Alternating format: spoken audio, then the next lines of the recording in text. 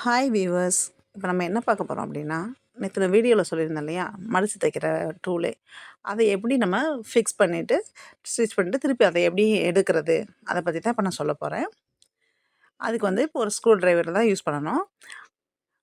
இப்போ இதில் இருக்கிற அந்த ஸ்க்ரூவை வந்து நம்ம லூஸ் பண்ணிவிட்டு அதில் இதை அப்படியே உள்ள நீடிலுக்கு நேராக வச்சு ஃபிக்ஸ் பண்ணிவிட்டு ஸ்டிச் பண்ணிக்கலாம். அதுக்காக தான் இந்த ப்ராசஸ்ஸு. இந்த ஸ்க்ரூ இருக்கு இல்லையா, இதை வந்து நம்ம லூஸ் பண்ணிக்கணும் ஃபஸ்ட்டு. ஃபுல்லாக எடுத்துக்கக்கூடாது. ஓரளவு ஒரு லைட்டாக, அதாவது இது வந்து உள்ளே இன்சர்ட் ஆகிற அளவுக்கு மட்டும் லூஸ் பண்ணிக்கிட்டால் போதும்.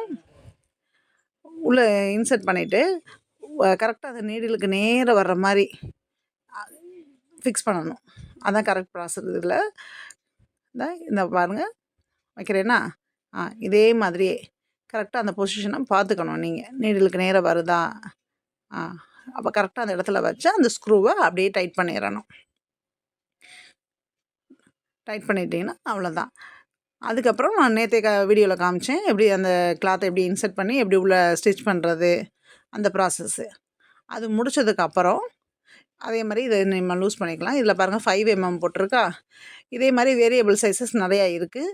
எனக்கு இந்த சைஸ் ஓகே, எனக்கு இது போதும் அப்படின்றதுக்காக நான் இந்த சைஸ் வாங்கியிருக்கேன்.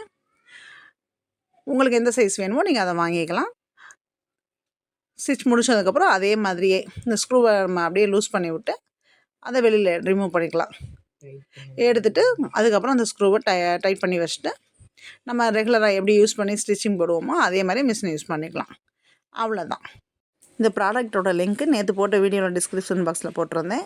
இந்த வீடியோலையும் போடுறேன். பார்த்து வேணுங்கிறவங்க வாங்கிக்கோங்க. தேங்க்யூ. Like, share, subscribe.